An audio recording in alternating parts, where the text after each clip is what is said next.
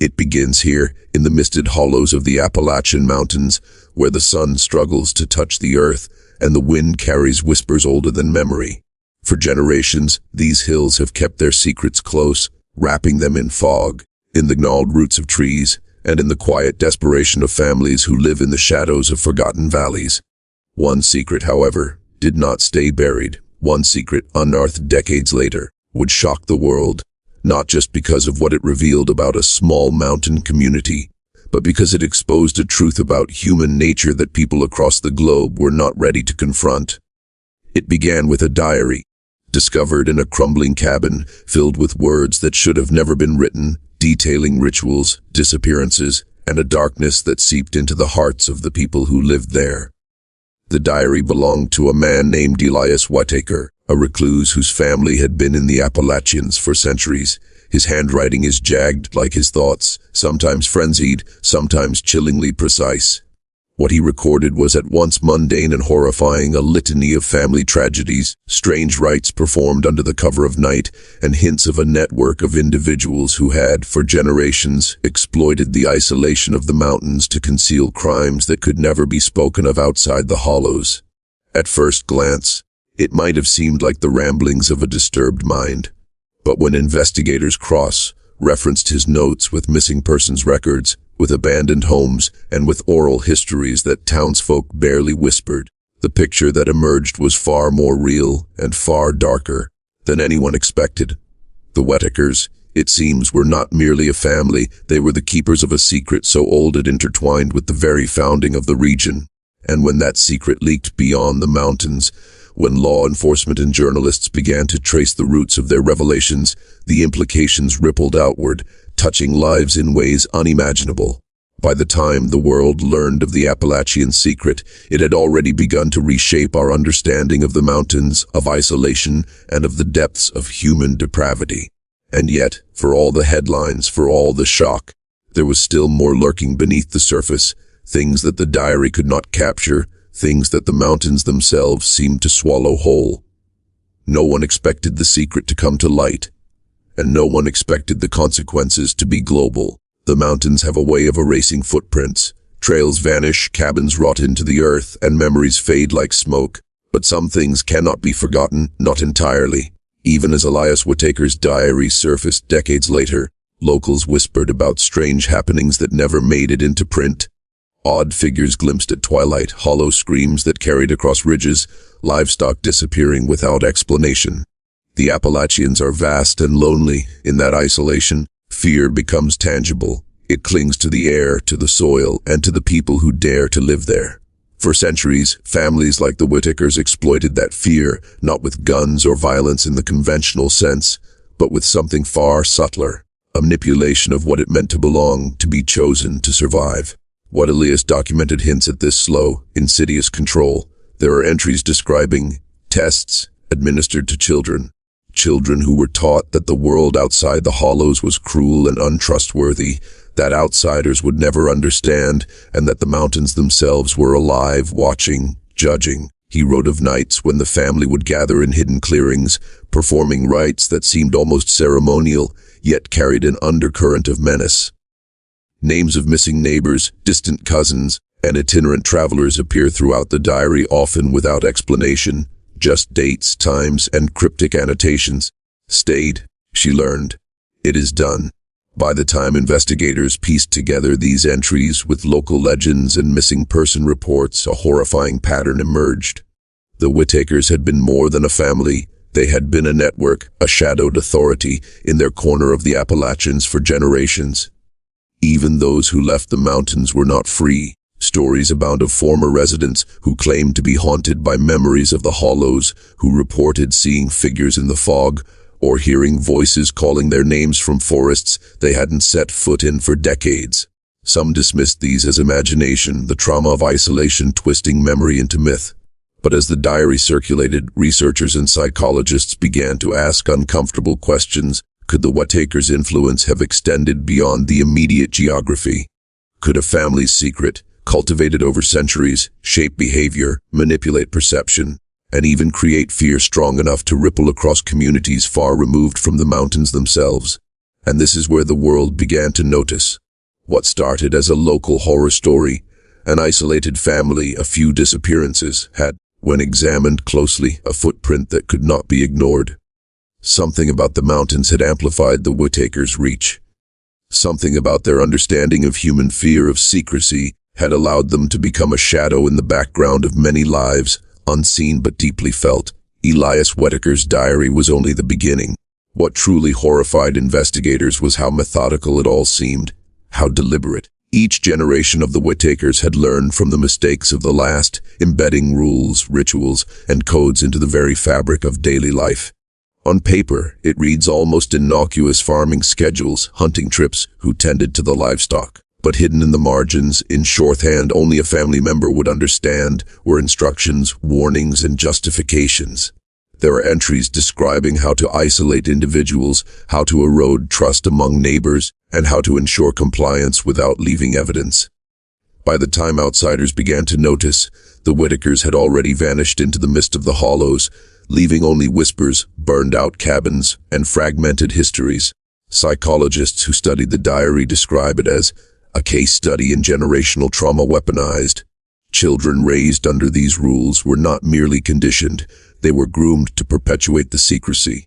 Adolescents were tested in ways that defy conventional morality, small tasks at first, then progressively more dangerous exercises that blurred the line between punishment and tradition. Many children fled as soon as they could, only to find that the lessons lingered, haunting their dreams, shaping their decisions, even after they escaped the mountains. And for those who stayed, the mountains themselves seemed to enforce the rules. Forests closed in, creeks ran cold, and neighbors who questioned the family often disappeared, quietly, with no one daring to speak their names aloud. The global impact came when some of the escaped children grew up and told their stories. First in hushed interviews, then in anonymous letters, and finally in legal testimony. Patterns emerged across borders, a level of psychological control that experts had rarely encountered outside documented cases of cults or authoritarian regimes. Suddenly, the Whittakers were no longer a local oddity. They became a subject of international study, a case that blurred anthropology, psychology, and criminology. Researchers wondered how a single isolated family could wield influence so quietly yet so effectively. And even decades later, the mountains seemed to guard the same secrets, as though the land itself was complicit in keeping the outside world from fully understanding what had occurred. Yet the most disturbing revelation wasn't just the methods. It was the intent. Elias entries suggest a belief that their practices were necessary, even righteous. That only by controlling the hollows could some greater cosmic or moral order be preserved. In the diary, fear is not incidental, it is the foundation. Fear, he writes, is instructive. Fear is loyalty. Fear ensures survival.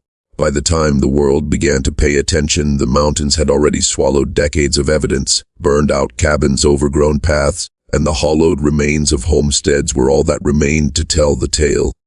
Yet investigators who combed the region noticed something even more unsettling. The community itself seemed complicit, even when individuals claimed ignorance. Generations of neighbors had seen strange behaviors, unexplained disappearances, and cryptic ceremonies, but no one dared confront them directly. Fear had become a language in itself, a silent agreement between the mountains, the land, and the people who lived there. In small towns, if you asked too many questions, doors would close, conversations would halt mid-sentence, and children would avert their gaze. The Appalachian secret was not just about what the Whittakers did, it was about what they had created, an ecosystem of silence.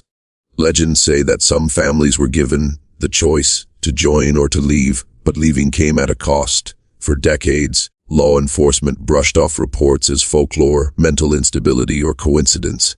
Only when the diary surfaced did anyone truly realize the scale. Dozens of families, each touched in some way, each carrying a fragment of the network forward, intentionally or not. What had begun as a secluded Appalachian horror had already spread its roots into the wider world, influencing behaviors, decisions, and the very way communities understood trust, kinship, and secrecy. The most haunting discoveries came from personal artifacts, photographs, journals, even simple letters that appeared mundane at first glance. Hidden in the margins were symbols, shorthand, and references to rituals that no outsider could decipher. In one journal, A young girl had sketched the surrounding hills repeatedly, each drawing subtly altered, as if recording something invisible to the untrained eye. When analyzed alongside the Whittaker diary, patterns emerged: hidden pathways, markers, and coded warnings that mapped the mountains in ways that outsiders couldn't perceive. These were not accidental doodles. They were evidence of a systematic, generational understanding of the land as a tool of power, control, and secrecy. And yet, despite all of this, the most unnerving realization for those studying the case was that the mountains themselves seemed almost sentient. Researchers reported feeling an oppressive presence, a weight in the air, as if the forest, the fog, and the crumbling stone walls carried the memory of the deeds committed there. Those who entered to investigate often came out changed, haunted not just by what they found, but by the knowledge that something older, deeper, and darker than human cruelty had been at work all along. By the 5th decade after the diary first came to light, the story of the Whittakers had taken on a life of its own. Scholars, journalists, and thrill-seekers alike began to descend on the hollows, hoping to uncover remnants of the secret for themselves. And yet, even as the mountains opened their arms to outsiders, the land remained uncooperative. Paths shifted, cabins collapsed, and the forest seemed to reclaim any trace of human intrusion almost immediately. Some who came looking for evidence reported hearing whispers, fragments of conversation, names called out in the wind, or the distant sound of children laughing in places where no one should be. The hollows had a way of remembering, of reacting to curiosity, as though the mountains themselves were the ultimate gatekeepers of the Whittakers' legacy. What makes this story truly unsettling is not just the historical record, but the human cost. Generations of the Whittaker bloodline, and those touched by them, carried a psychological burden that defied conventional understanding. Survivors speak of waking in the middle of the night with cold dread, of compulsions and anxieties rooted in events they never witnessed directly. Some psychologists argue that the Whittakers cultivated something akin to inherited trauma, passing not only fear but also ritualized behavior from one generation to the next. By the time outsiders understood what had happened, the consequences had already spread far beyond the hollows. People across the United States, and even abroad, were grappling with the echoes of a secret that had quietly infiltrated families, schools, and communities, shaping actions and decisions in ways that few could trace or explain. It is at this point that viewers must pause and reflect. If you're still watching, you're already braver than most. Tell us in the comments, what would you have done if this was your bloodline? Because the horror isn't just about history or geography, it's about inheritance. The Whittakers' secret was not a singular act of violence. It was a legacy carried quietly, invisibly, in plain sight, waiting for someone curious enough to uncover it. And once uncovered, the truth is unavoidable. Even now, decades later, investigators continue to piece together fragments. DNA studies, historical records, and oral histories slowly coalesce into a map of influence, a web that reaches from the Appalachians into the hearts of towns and cities across the nation. The Whittaker secret is no longer merely a local mystery. It is a psychological artifact, a cautionary tale of what can happen when isolation, tradition, and human cruelty intersect, leaving a scar not only on the land but on every life that brushes against it. What makes the Appalachian secret so profoundly disturbing is not just the events themselves, but the lingering presence of the Whittakers' philosophy. The idea that control, fear, and secrecy could be cultivated as instruments of survival. Modern researchers who retrace the family steps report an almost tactile unease, as if the hills themselves are alive with memory. In some accounts, hikers and explorers have spoken of trails that seemingly rearrange themselves, of distant footsteps echoing in the fog when no one is near, and of shadows that appear just beyond sight. Psychologists call it a kind of ambient trauma, a psychological residue left by generations of manipulation and ritual, persisting even after the family itself has vanished into obscurity. The global implications are just as haunting. When stories of the Whittakers reached academic and legal circles outside Appalachia, the phenomenon was compared to isolated cult dynamics but with a uniquely regional twist. Unlike traditional cults, the Whittakers relied not on overt coercion but on an intricate understanding of human psychology, community dynamics, and geography. Their influence extended invisibly, shaping decisions, alliances, and fears far beyond the hollows. Scholars now consider the case a rare example of systemic, generational psychological engineering, one that spanned decades without public recognition until the diary emerged. It is the quiet, persistent manipulation rather than overt violence that continues to unsettle even those studying it from afar. Perhaps the most unsettling aspect is the way the Whittaker's story forces us to reconsider what we assume about isolation and morality. The mountains, for centuries, were thought to be a refuge, a place where families could live free of outside influence. But the Whittakers turned that isolation into a tool, weaponizing geography, tradition, and kinship to create a shadow society governed by fear and secrecy. And though the family itself has faded from the hollows, the legacy remains embedded in the collective memory of the region, influencing descendants, neighbors, and even strangers who stumbled too close.